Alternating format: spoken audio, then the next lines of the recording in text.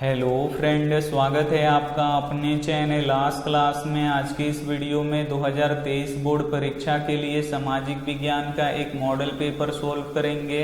इस model paper में 48 objective प्रश्न रहेगा, जिसमें से आपको 40 बनाना रहेगा और बिल्कुल यही पैटर्न रहेगा आपका 2023 बोर्ड परीक्षा का।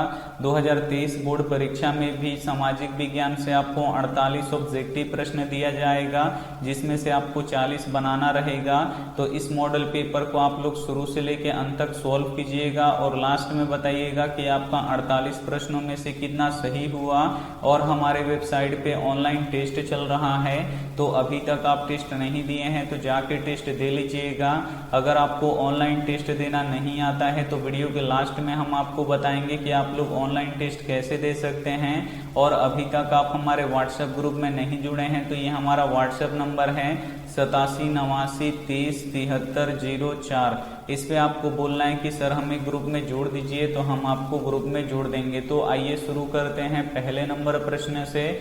तो पहला नंबर प्रश्न है कि 1905 में बंगाल का विभाजन किसने किया था। काफी महत्वपूर्ण प्रश्न है ये आपके बोर्ड परीक्षा के लिए। यहाँ पे आपको बताना है कि 1905 में बंगाल का विभाजन किसने किया था। तो लॉर्ड कर्जन ने किया था। यहाँ पे सी वाला ऑप्शन बिल्कुल ही सही हो जाएगा। एक प्रश्न ये भी पूछा जाता है कि बंगाल का विभाजन कब हुआ, तो 1905 में हुआ, तो ये भी साथ में आपको याद रखना है। आइए देखते हैं अगला प्रश्न। दो नंबर प्रश्न है कि 10 घंटे का आंदोलन कहाँ चला। ये भी काफी महत्वपूर्ण प्रश्न है। यहाँ पे आपको बताना है कि 10 घंटे का आंदोलन कहाँ चला था। तो इंग्लैंड में चला था, इसे आपको याद रखना है। यहाँ पे ए वाला ऑप्शन बिल्कुल ही सही हो जाएगा। आइए देखते हैं अगला प्रश्न। 3 नंबर प्रश्न है कि सीधी लकीरों का अतीला के रूप में किसका चित्रण किया गया है। यहाँ पे आपको बताना है कि सीधी लकीरों का अतीला के रूप में किसका चित्रण किया गया है। तो रेमंड अनविन का किया गया है, इसे आपको याद रखना है। यहाँ पे ए वाला ऑप्शन बिल्कुल ही सही हो जाएगा। आइए देखते हैं अगला प्रश्न।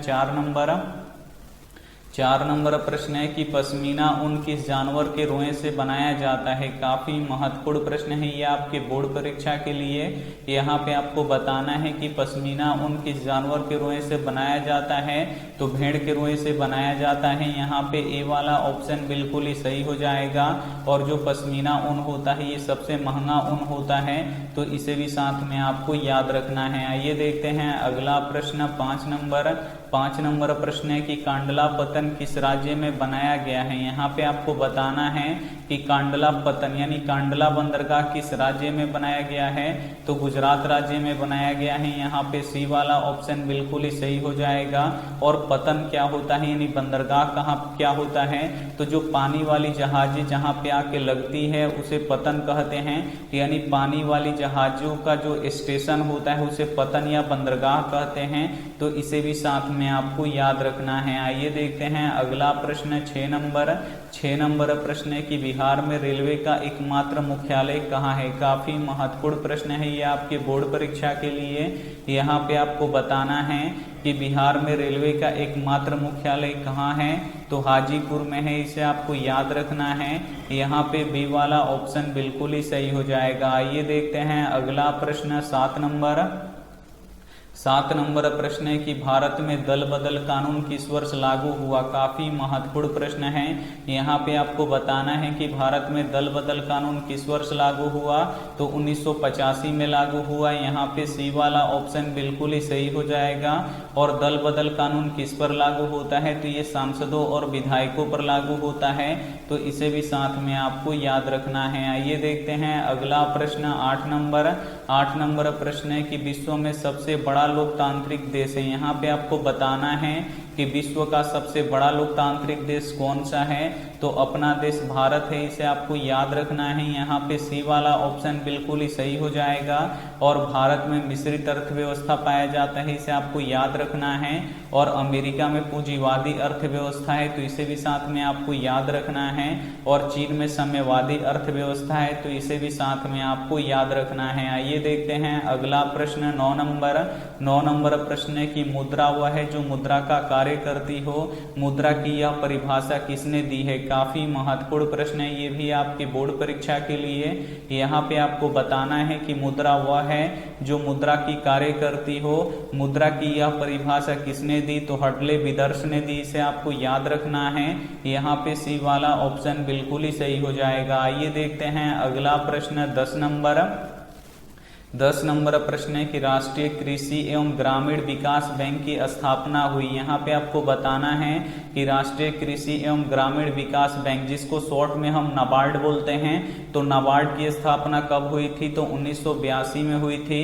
तो यहाँ पे डी वाला ऑप्शन बिल्कुल ही सही हो जाएगा। आइए देखते हैं अगला प्रश्न 11 नंबर प्रश्न है कि गार्डन सिटी की अवधारणा किसने विकसित की थी। यहाँ पे आपको बताना है कि गार्डन सिटी की अवधारणा किसने विकसित की थी, तो एबेनेजर हावर्ड ने की थी, इसे आपको याद रखना है।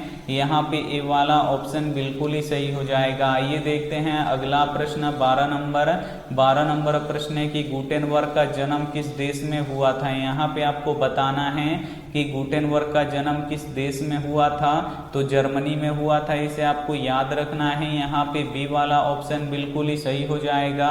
एक प्रश्न ये भी पूछा जाता है कि आधुनिक छपखाना का आविष्कार किसने किया था, तो आधुनिक छपखाना का आविष्कार गुटेनबर्ग ने किया था, तो ये भी साथ में आपको याद रखना है। आइए देखते हैं अगला प्रश्न 13 नंबर प्रश्न है कि भारतीय राष्ट्रीय कांग्रेस के पहले अध्यक्ष कौन थे। काफी महत्वपूर्ण प्रश्न है। यहाँ पे आपको बताना है कि भारतीय राष्ट्रीय कांग्रेस के पहले अध्यक्ष कौन थे, तो WC बनर्जी यानी व्योमेश चंद्र बनर्जी थे। तो यहाँ पे बी वाला ऑप्शन बिल्कुल ही सही हो जाएगा। एक प्रश्न ये भी पूछा जाता है कि भारतीय राष्ट्रीय कांग्रेस के पहले मुस्लिम अध्यक्ष कौन थे, तो बदरुद्दीन तैयब जी थे, इसे आपको याद रखना है। एक प्रश्न ये भी पूछा जाता है कि भारतीय राष्ट्रीय कांग्रेस के पहली महिला अध्यक्ष कौन थी, तो एनी बेसेंट थी, इसे आपको याद रखना है। और भारतीय राष्ट्रीय कांग्रेस की स्थापना किसने किया था, तो एओ ह्यूम ने किया था, इसे आपको याद रखना है। आइए देखते हैं अगला प्रश्न 14 नंबर प्रश्न है कि दास कैपिटल किसकी रचना है। यहाँ पे आपको बताना है कि दास कैपिटल की रचना किसने की, तो कार्ल मार्क्स ने की, इसे आपको याद रखना है। यहाँ पे डी वाला ऑप्शन बिल्कुल ही सही हो जाएगा। आइए देखते हैं अगला प्रश्न 15 नंबर प्रश्न है कि रक्त एवं लौह की नीति का अवलंबन किसने किया। काफी महत्वपूर्ण प्रश्न है ये आपके बोर्ड परीक्षा के लिए। यहाँ पे आपको बताना है कि रक्त एवं लौह की नीति का अवलंबन किसने किया, तो बिस्मार्क ने किया। यहाँ पे सी वाला ऑप्शन बिल्कुल ही सही हो जाएगा। आइए देखते हैं अगला प्रश्न 16 नंबर प्रश्न है कि गैरीबाल्डी पेशे से क्या था। यहाँ पे आपको बताना है कि गैरीबाल्डी पेशे से क्या था, तो गैरीबाल्डी पेशे से नाविक था, तो यहाँ पे डी वाला ऑप्शन बिल्कुल ही सही हो जाएगा। आइए देखते हैं अगला प्रश्न 17 नंबर प्रश्न है कि रूस में कृषक दास प्रथा का अंत कब हुआ। काफी महत्वपूर्ण प्रश्न है ये आपके बोर्ड परीक्षा के लिए। यहाँ पे आपको बताना है कि रूस में कृषक दास प्रथा का अंत कब हुआ, तो 1861 में हुआ, इसे आपको याद रखना है। यहाँ पे ए वाला ऑप्शन बिल्कुल ही सही हो जाएगा। आइए देखते हैं अगला प्रश्न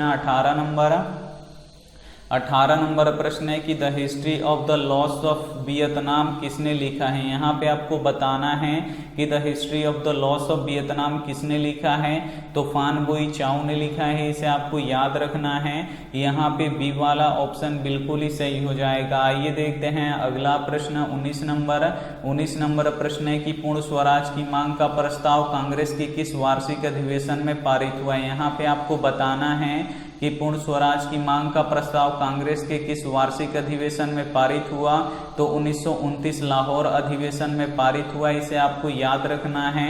यहाँ पे ए वाला ऑप्शन बिल्कुल ही सही हो जाएगा। आइए देखते हैं अगला प्रश्न 20 नंबर प्रश्न है कि AITUC का प्रथम अध्यक्ष किसे बनाया गया। काफी महत्वपूर्ण प्रश्न है ये आपके बोर्ड परीक्षा के लिए।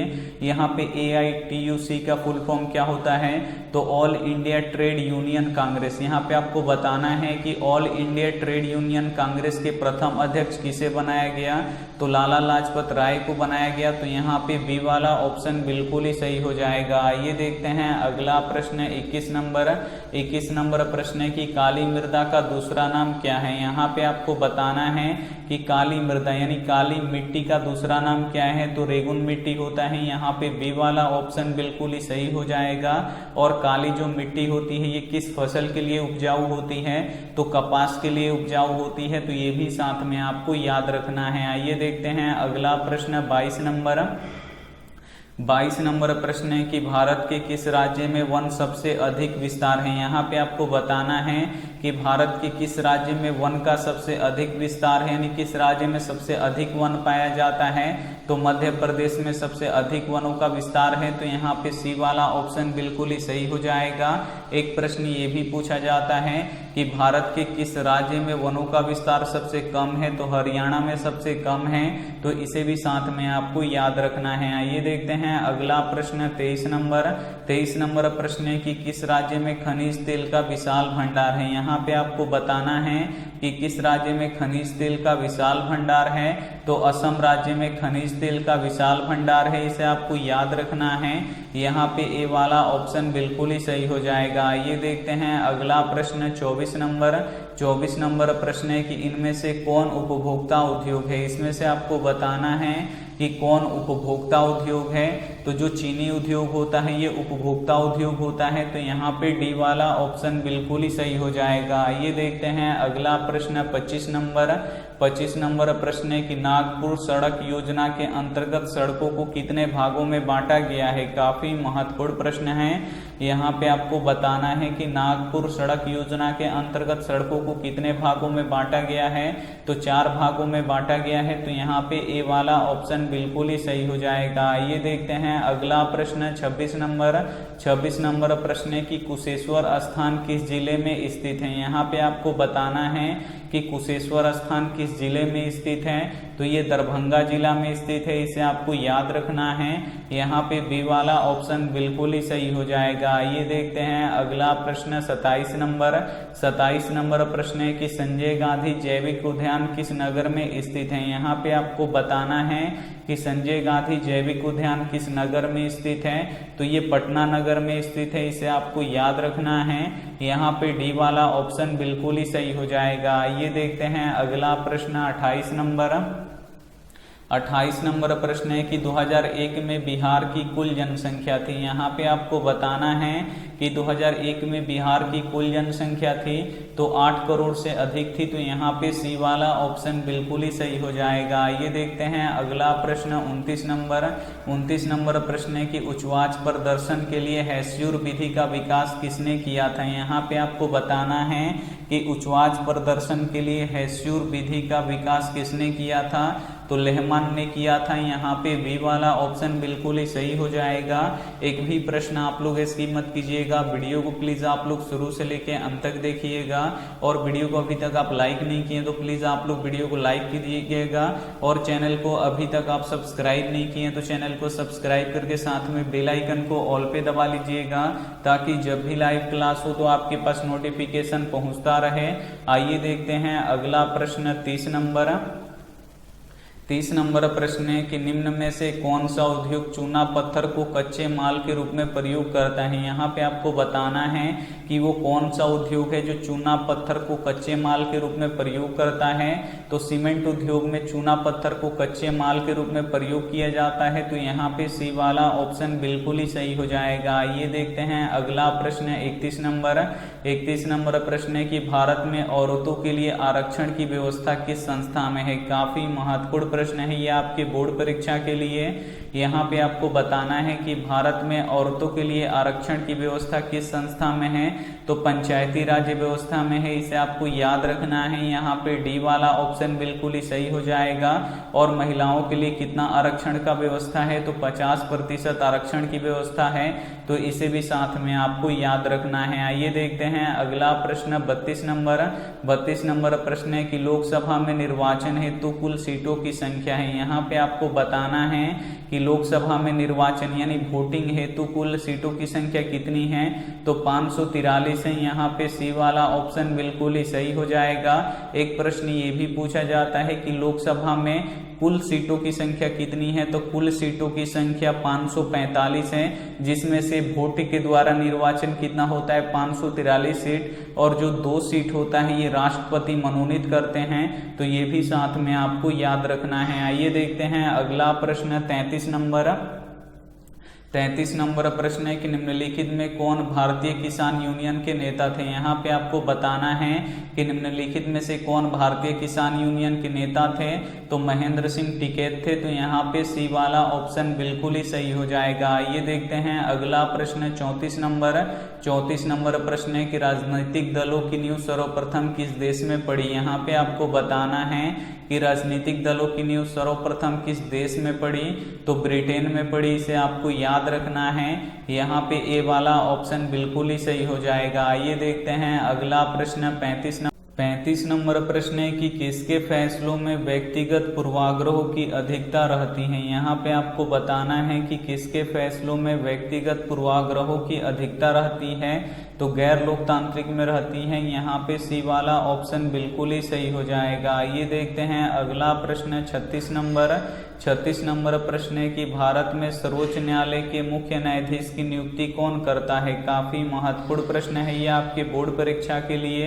यहाँ पे आपको बताना है कि भारत में सर्वोच्च न्यायालय के मुख्य न्यायाधीश की नियुक्ति कौन करता है, तो राष्ट्रपति करते हैं। तो यहाँ पे बी वाला ऑप्शन बिल्कुल ही सही हो जाएगा। ये देखते हैं अगला प्रश्न 37 नंबर प्रश्न है कि निम्नलिखित में से किसे विशेष राज्य का दर्जा प्राप्त था। यहाँ पे आपको बताना है कि निम्नलिखित में किसे विशेष राज्य का दर्जा प्राप्त था, तो जम्मू कश्मीर को प्राप्त था। यहाँ पे सी वाला ऑप्शन बिल्कुल ही सही हो जाएगा। अब जम्मू कश्मीर से विशेष राज्य का दर्जा वापस ले लिया गया है और इसे केंद्र शासित प्रदेश बना दिया गया है, तो ये भी साथ में आपको याद रखना है। और अब भारत में कितने राज्य हैं, तो अब 28 राज्य हैं, तो ये भी साथ में आपको याद रखना है। आइए देखते हैं अगला प्रश्न 38 नंबर प्रश्न है कि सूचना के अधिकार आंदोलन की शुरुआत कहाँ से हुई। यहाँ पे आपको बताना है कि सूचना के अधिकार आंदोलन की शुरुआत कहाँ से हुई, तो राजस्थान से हुआ। इसे आपको याद रखना है। यहाँ पे ए वाला ऑप्शन बिल्कुल ही सही हो जाएगा। आइए देखते हैं अगला प्रश्न 39 नंबर प्रश्न है कि बिहार के किस जिले की प्रति व्यक्ति आय सर्वाधिक है। यहाँ पे आपको बताना है कि बिहार के किस जिले की प्रति व्यक्ति आय सबसे अधिक है, तो पटना जिला का प्रति व्यक्ति आय सबसे अधिक है। यहाँ पे ए वाला ऑप्शन बिल्कुल ही सही हो जाएगा। एक प्रश्न ये भी पूछा जाता है कि बिहार के किस जिले की प्रति व्यक्ति आय सबसे कम है, तो शिवहर जिला का प्रति व्यक्ति आय सबसे कम है, तो इसे भी साथ में आपको याद रखना है। आइए देखते हैं अगला प्रश्न 40 नंबर प्रश्न है कि वैश्वीकरण के मुख्य कितने अंग होते हैं। यहाँ पे आपको बताना है कि वैश्वीकरण के मुख्य कितने अंग होते हैं, तो 5 अंग होते हैं। इसे आपको याद रखना है। लेकिन यहाँ पे ऑप्शन में कहीं कहीं तक 4 ही तक देता है, तो जहाँ ऑप्शन में 4 तक देगा वहाँ पे आपको 4 पे टिक लगाना है, और जहाँ ऑप्शन में 5 रहेगा तो वहाँ पे आपको 5 पे टिक लगाना है। आइए देखते हैं अगला प्रश्न 41 नंबर प्रश्न है कि स्वर्ण आभूषणों की परिशुद्धता को सुनिश्चित करने के लिए किस मान्यता प्राप्त चिन्ह का होना आवश्यक है। यहाँ पे आपको बताना है कि स्वर्ण आभूषणों की परिशुद्धता को सुनिश्चित करने के लिए किस मान्यता प्राप्त चिन्ह का होना आवश्यक है, तो हॉलमार्क का होना जरूरी है। यहाँ पे बी वाला ऑप्शन बिल्कुल ही सही हो जाएगा। आइए देखते हैं अगला प्रश्न 42 नंबर प्रश्न है कि फूट डालो और राज करो की नीति किसने अपनाई। यहाँ पे आपको बताना है कि फूट डालो और राज करो की नीति किसने अपनाई, तो अंग्रेजों ने अपनाई। तो यहाँ पे ए वाला ऑप्शन बिल्कुल ही सही हो जाएगा। आइए देखते हैं अगला प्रश्न 43 नंबर प्रश्न है कि योजना आयोग के अध्यक्ष होते हैं। यहाँ पे आपको बताना है कि योजना आयोग के अध्यक्ष कौन होते हैं, तो प्रधानमंत्री होते हैं। यहाँ पे डी वाला ऑप्शन बिल्कुल ही सही हो जाएगा। और योजना आयोग का नया नाम क्या है, तो नीति आयोग है, तो इसे भी साथ में आपको याद रखना है। आइए देखते हैं अगला प्रश्न 44 नंबर। 44 नंबर प्रश्न है कि साख का क्या अर्थ है। यहाँ पे आपको बताना है कि साख का क्या अर्थ है। तो विश्वास करना और ऋण लौटाने की क्षमता दोनों है, इसे आपको याद रखना है। तो यहाँ पे सी वाला ऑप्शन बिल्कुल ही सही हो जाएगा। आइए देखते हैं अगला प्रश्न 45 नंबर।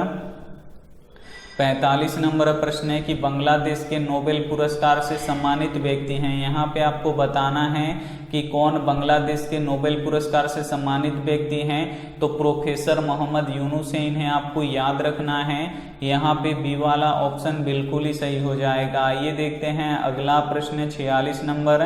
46 नंबर प्रश्न है कि भारत में सेवा क्षेत्र को सामान्यतः कितने भागों में बांटा जा सकता है। यहाँ पे आपको बताना है कि भारत में सेवा क्षेत्र को सामान्यतः कितने भागों में बांटा जा सकता है। तो 2 भागों में बांटा जा सकता है। यहाँ पे ए वाला ऑप्शन बिल्कुल ही सही हो जाएगा। और सेवा क्षेत्र में क्या आता है, तो बैंकिंग आता है। तो इसे भी साथ में आपको याद रखना है। आइए देखते हैं अगला प्रश्न 47 नंबर। 47 नंबर प्रश्न है कि WTO का विस्तृत रूप है। यहाँ पे आपको बताना है कि WTO का विस्तृत रूप क्या होता है। तो WTO यानी वर्ल्ड ट्रेड ऑर्गेनाइजेशन होता है, इसे आपको याद रखना है। यहाँ पे बी वाला ऑप्शन बिल्कुल ही सही हो जाएगा। और WTO यानी वर्ल्ड ट्रेड ऑर्गेनाइजेशन का स्थापना कब हुआ था, तो 1995 में हुआ था। तो इसे भी साथ में आपको याद रखना है। आइए देखते हैं अगला प्रश्न 48 नंबर। 48 नंबर प्रश्न है कि सूखा किस प्रकार की आपदा है। यहाँ पे आपको बताना है कि जो सूखा है ये किस प्रकार की आपदा है। तो ये प्राकृतिक आपदा है। यहाँ पे ए वाला ऑप्शन बिल्कुल ही सही हो जाएगा। इस मॉडल पेपर के यहाँ पे 48 ऑब्जेक्टिव प्रश्न अब हम बता चुके हैं। तो अब आप हमें बताइए कि आपका 48 प्रश्नों में से कितना सही हुआ। और इस वीडियो को अपने दोस्तों के पास जरूर शेयर कीजिएगा ताकि उनकी भी तैयारी हो सके। और रोज 6:30 बजे यहाँ पे लाइव क्लास चलता है, तो आप लोग हमसे जरूर जुड़िए। यहाँ पे घड़ी में अलार्म लगा लीजिए कि डेली यहाँ पे 6:30 बजे क्लास होता है, तो आप लोग क्लास में जरूर जुड़िए। अब हम आपको यहाँ पे बताएंगे कि ऑनलाइन टेस्ट आप लोग कैसे दे सकते हैं। तो सभी के फोन में होता है क्रोम और गूगल। तो आपको क्या करना है, दोनों में से किसी एक को आपको ओपन कर लेना है, खोल लेना है।